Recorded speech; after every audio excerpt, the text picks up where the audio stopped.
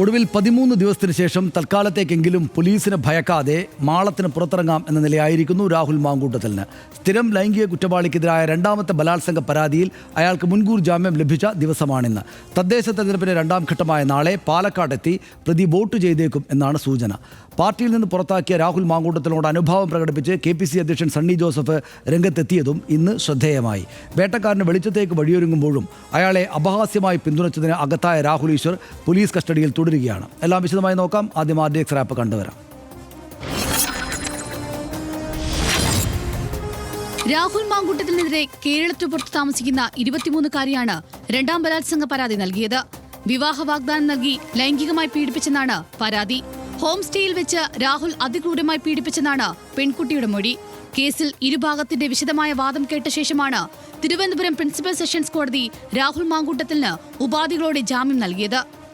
എല്ലാ തിങ്കളാഴ്ചയും രാവിലെ 10-നും 11-നും ഇടയിൽ അന്വേഷണ ഉദ്യോഗസ്ഥന് മുന്നിൽ ഹാജരാകണമെന്ന വ്യവസ്ഥയോടെയാണ് മുൻകൂർ ജാമ്യം.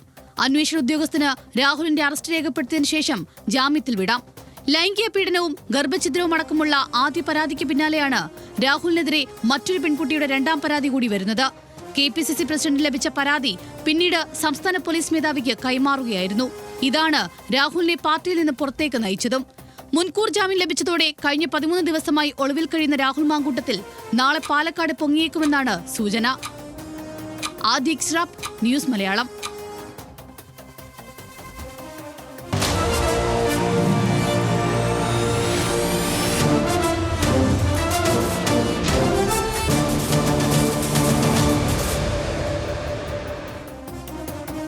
രാഹുൽ മാങ്കൂട്ടത്തിൽ ഒളിവിൽ നിന്ന് വെളിപ്പെടാനൊരുങ്ങുമ്പോൾ പുരുഷ പോരാളിയായ രാഹുൽ ഈശ്വർ ഇപ്പോഴും പോലീസ് കസ്റ്റഡിയിലാണ്. മാങ്കൂട്ടത്തിലെ പിന്തുണച്ചതിൽ കുറ്റബോധമില്ലെന്നും 5 ദിവസം നിരാഹാരം കിടന്ന് 11 കിലോ കുറഞ്ഞെന്നും രാഹുൽ ഈശ്വർ വിലപിച്ചു.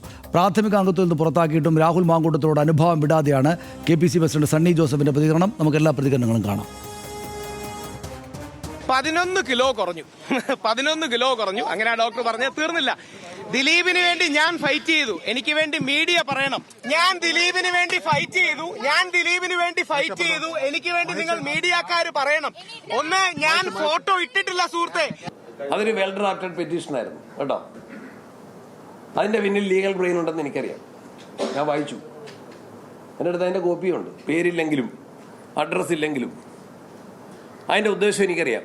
രാഹുലിന് ജാമ്യം കിട്ടിയത് പ്രോസിക്യൂഷന്റെ കഴിവുകേട്. ഞങ്ങൾ ആ ചാപ്റ്റർ ക്ലോസ് ചെയ്ത് കഴിഞ്ഞു. ജാമ്യം കിട്ടുന്നതനുസരിച്ച് നിലപാട് മാറ്റുന്ന പാർട്ടിയല്ല കോൺഗ്രസ് പാർട്ടി. ഞങ്ങൾ പുറത്താക്കിയത് ഫൈനലാണ്. ഞാൻ പറഞ്ഞല്ലോ, പുകഞ്ഞ കൊള്ളി പുറത്ത്.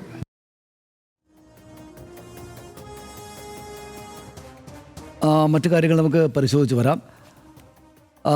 താൽക്കാലിക ആശ്വാസമാണ് രാഹുൽ മാങ്കൂട്ടത്തിന്. സാക്ഷികളെ സ്വാധീനിക്കരുത്, തെളിവ് നശിപ്പിക്കരുത് എന്നിവയാണ് ജാമ്യ വ്യവസ്ഥകളായിട്ട് രാഹുലിന് മുന്നിൽ ഉള്ളത്.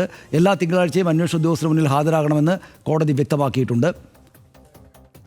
മുൻകൂർ ജാമ്യത്തോടെ രാഹുൽ മാങ്കൂട്ടത്തിൽ നാളെ ഒളിവിൽ നിന്ന് പുറത്തു വന്നേക്കും എന്ന അഭ്യൂഹം വളരെ ശക്തമായിട്ടുണ്ട്. പാലക്കാട് തദ്ദേശ തെരഞ്ഞെടുപ്പിൽ വോട്ട് ചെയ്യാൻ എത്തിയേക്കുമെന്നാണ് സൂചന. രാഹുലിന് വോട്ടുള്ളത് പാലക്കാട് നഗരസഭയിലെ കുന്നത്തൂർ മേടിലാണ്. അവിടേക്ക് എത്തും എന്നാണ് അറിയുന്നത്. കുന്നത്തൂർ മേട് സെൻറ്റ് സെബാസ്റ്റ്യൻ സ്കൂളിൽ രാഹുൽ എത്തിയേക്കും. ഇതൊക്കെ ആളുകൾക്ക് അറിയാവുന്ന വിവരങ്ങളാണ് പകല് മുഴുവനായിട്ട്. ആദ്യ പരാതിക്ക് പിന്നാലെ രാഹുൽ മാങ്കൂട്ടത്തിൽ ഒളിവിൽ പോയിട്ട് ഇന്നേക്ക് 13 ദിവസമാണ്. കണ്ണാടി പഞ്ചായത്തിലെ തെരഞ്ഞെടുപ്പ് പരിപാടിയിൽ നിന്നാണ് രാഹുൽ മുങ്ങിയത്. അറിയാവുന്നതാണെല്ലാം. രാഹുൽ മാങ്കൂട്ടത്തിനായി കാർഡടച്ച് തെരഞ്ഞിട്ടും കണ്ടെത്താനാകാതെയാണ് പ്രത്യേക അന്വേഷണ സംഘം ഉള്ളത്. അന്വേഷണത്തിനിടെ പോലീസിൽ നിന്ന് വിവരങ്ങൾ ചോർന്ന് നാണക്കേടായി. രാഹുൽ മാങ്കൂട്ടത്തിൽ പുറത്തിറങ്ങുമ്പോഴും പക്ഷേ രാഹുൽ ഈശ്വർ അകത്താണ്. രാഹുൽ മാങ്കൂട്ടത്തിനെ പിന്തുണച്ചത് ആള്. അതിജീവിതയെ അധിക്ഷേപിച്ച കേസിൽ 5ാം പ്രതിയാണ് രാഹുൽ ഈശ്വർ. അന്വേഷണത്തോട് രാഹുൽ ഈശ്വർ സഹകരിക്കുന്നില്ല എന്നാണ് പോലീസ് വ്യക്തമാക്കുന്നത്. അതിജീവിതയെ അപമാനിക്കാൻ രാഹുൽ ഉപയോഗിച്ച ഉപകരണങ്ങൾ തേടി പോലീസ് എത്തി.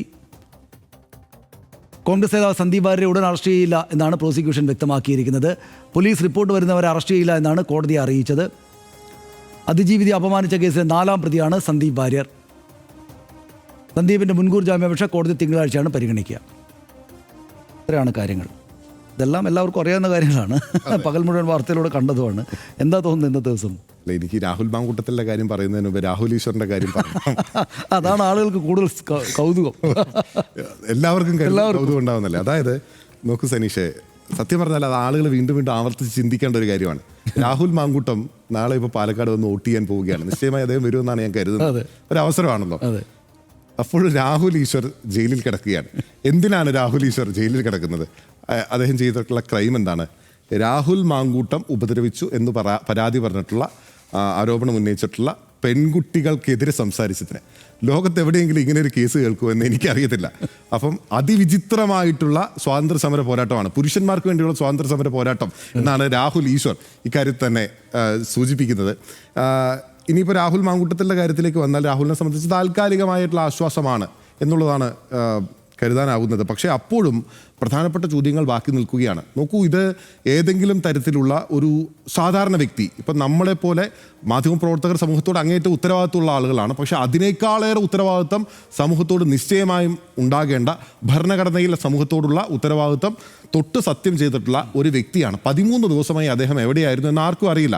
അദ്ദേഹത്തിന് ഭരണഘടനയോട് തന്നെ ജയിപ്പിച്ചിരുന്ന ജനങ്ങളോട് എന്തെങ്കിലും കമ്മിറ്റ്മെൻ്റ് ഉണ്ടെങ്കിൽ കേരളത്തോട് മൊത്തം പറയണമെന്നൊന്നും ഞാൻ പറയുന്നില്ല. അറ്റ്ലീസ്റ്റ് പാലക്കാട് നിയോജക മണ്ഡലത്തിൽ അദ്ദേഹത്തിന് വോട്ട് ചെയ്തിട്ടുള്ള ആളുകളോട് അല്ലെങ്കിൽ അവിടുത്തെ വോട്ടർമാരോട് ഈ കാര്യങ്ങൾ വിശദീകരിക്കാനുള്ള ധാർമ്മികമായ ഉത്തരവാദിത്വം രാഹുൽ മാങ്കൂട്ടത്തിൽ ഉണ്ടാവണമായിരുന്നു. അല്ലെങ്കിൽ അദ്ദേഹം നിയമത്തെ നേരിടാൻ തയ്യാറാകണമെന്നായിരുന്നു. രാഹുലിൻ്റെ പല ബൈറ്റുകളും ഇപ്പോൾ അന്തരീക്ഷത്തിലുണ്ട്, സമൂഹ മാധ്യമങ്ങളിൽ ഉൾപ്പെടെയുണ്ട്. എന്തുകൊണ്ട് നിയമത്തെ നേരിടുന്നില്ല? പണ്ട് CPIM ഏത് നേതാവാണെന്ന് എനിക്ക് ഓർമ്മയില്ല, ഈ മറ്റൊരു വിഷയവുമായി ബന്ധപ്പെട്ടുകൊണ്ട് പിടികൊടുക്കാതിരിക്കുന്ന സാഹചര്യത്തിൽ രാഹുൽ മാങ്കൂട്ടം സംസാരിച്ചിട്ടുള്ള ഒരു ബൈറ്റ് ഇപ്പോഴും സോഷ്യൽ മീഡിയയിൽ സ്വാഭാവികമായും CPIM അനുകൂല ഹാൻഡിലുകൾ പ്രചരിപ്പിക്കുന്നുണ്ട്. അതിൽ രാഹുൽ പറയുന്നത് എന്തിനാണ് ഇങ്ങനെ ഒളിച്ചോടുന്നത് എന്നുള്ളതാണ്. രാഹുലിനോട് ഇപ്പോഴും ആളുകൾ ചോദിക്കുന്ന അതാണ്, എന്തിനാണ് താങ്കൾ ഇങ്ങനെ ഒളിച്ചോടുന്നത് എന്നുള്ളതാണ്. താങ്കൾ കുറ്റം ചെയ്തിട്ടില്ല എന്നുള്ളതാണല്ലോ പറയുന്നത്. അത് ആ പെൺകുട്ടികളുമായി ബന്ധമില്ലായിരുന്നു എന്നുള്ളത് രാഹുൽ പറയുന്നില്ല, ബന്ധം ഉറപ്പാക്കുന്നുണ്ട്. ഓഡിയോ തൻ്റേതാണെന്ന് സമ്മതിക്കുന്നുണ്ട്, സ്ക്രീൻഷോട്ടുകൾ തൻ്റേതാണെന്ന് സമ്മതിക്കുന്നുണ്ട്, ചാറ്റുകൾ തൻ്റേതാണെന്ന് സമ്മതിക്കുന്നുണ്ട്. അപ്പം ഉഭയസമ്മത പ്രകാരമുള്ള ബന്ധമായിരുന്നു ഇവരിലായിട്ടുണ്ടായിരുന്നത് എന്നുള്ളതാണല്ലോ രാഹുൽ പറയുന്നത്. ലൈംഗിക പീഡനമല്ലായിരുന്നു, ഗർഭചിത്രമില്ലായിരുന്നു എന്നൊക്കെയാണല്ലോ. അത് ജനങ്ങളോട് പരസ്യമായി വന്ന് പറയാൻ എന്തുകൊണ്ടാണ് രാഹുൽ മാങ്കൂട്ടത്തിന് ഈ 13 ദിവസവും സാധിക്കാത്തത് എന്നുള്ള പ്രധാനപ്പെട്ട ചോദ്യമായിരുന്നു. ആ 13 ദിവസങ്ങൾക്ക് മുൻപ് സനീഷ് എന്തായിരുന്നു സ്ഥിതി? പരാതി ഉണ്ടോ എന്നുള്ളതാണ് രാഹുൽ ഒളിഞ്ഞും രാഹുലിനെ അനുകൂലിക്കുന്നവർ പരസ്യമായും ചോദിച്ചുകൊണ്ടിരുന്നത്. പരാതി വന്ന പിറ്റേ ദിവസം ഈ കക്ഷി മുങ്ങിയതാണ്. ഇപ്പോൾ നാളെ പൊങ്ങും എന്ന് പറയുന്നു. എന്തായാലും ജനാധിപത്യ സംവിധാനത്തിൽ രാഹുലിന് ഇപ്പോൾ മുൻകൂർ ജാമ്യം ലഭിച്ചിട്ടുണ്ടാകും. ഇനി രാഹുലിനെ കുറ്റവിമുക്തനാക്കി, ഈ പറയുന്ന ആരോപണങ്ങളെല്ലാം തെറ്റാണെന്ന് കരുതി കോടതി കുറ്റവിമുക്തനാക്കിയെന്ന് തന്നെ വിചാരിക്കുക. ദിലീപിന് വന്നതുപോലൊരു വിധി അദ്ദേഹത്തിനും ലഭിച്ചു, അദ്ദേഹത്തിന് സമ്പാദിക്കാനായി എന്ന് വിചാരിക്കുക. പക്ഷേ അപ്പോഴും ജനങ്ങളോട്, ജയിപ്പിച്ചുവിട്ട ജനപ്രതികളോട് ദിലീപിന് ആ കമ്മിറ്റ്മെൻറ്റ് ഉണ്ടാകണമെന്ന് നമുക്ക് പറയുന്ന ഒരു പരിധിയുണ്ട്.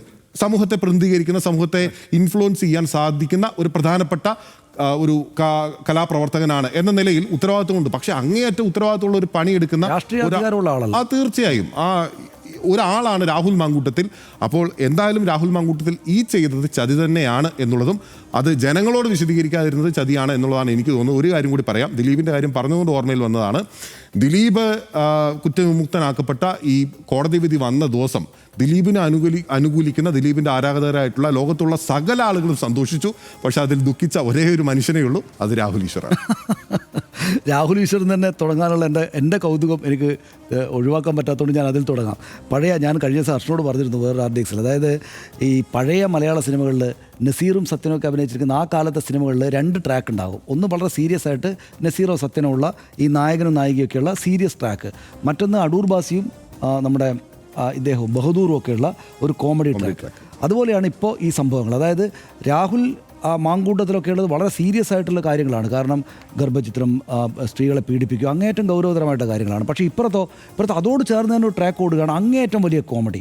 അതായത് അക്കാലത്ത് അടൂർ ബാസിയും ബഹദൂറും ഉണ്ടാക്കിയതിനേക്കാൾ വലിയ കോമഡിയാണ്. ഇപ്പോൾ ഈ ബൈറ്റ് കേട്ടാൽ ചിരിക്കാതിരിക്കാൻ ആർക്കെങ്കിലും പറ്റുമോ?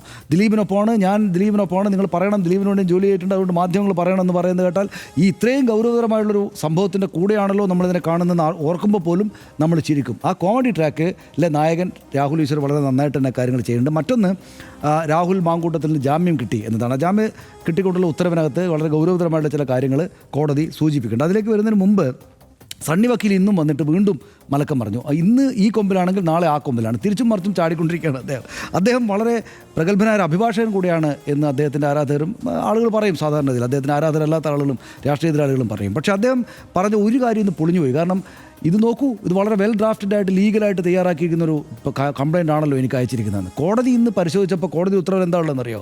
ഈ ആദ്യത്തെ കംപ്ലയിൻറ്റും രണ്ടാമതും മൊഴി നൽകിയതിനും തമ്മിൽ വൈരുദ്ധ്യമുണ്ട് എന്നാണ്. എന്ന് വെച്ചാൽ വെൽ ഡ്രാഫ്റ്റഡ് അല്ല എന്ന് കോടതി ജാമ്യ ഉത്തരവിൽ തന്നെ പറഞ്ഞിരിക്കുന്ന സംഗതിയാണ് ഇദ്ദേഹം സണ്ണി വക്കീൽ വെൽ ഡ്രാഫ്റ്റഡ് ആണ് എന്ന് പറയുന്നത്. അപ്പോൾ ലീഗലായിട്ട് ഇത് നോക്കൂ, ഇങ്ങനെ വെച്ചത് കൊണ്ട് എന്തോ ഒരു കുഴപ്പമുണ്ടായിട്ടുണ്ട് എന്നുള്ള മട്ടിലാണ്.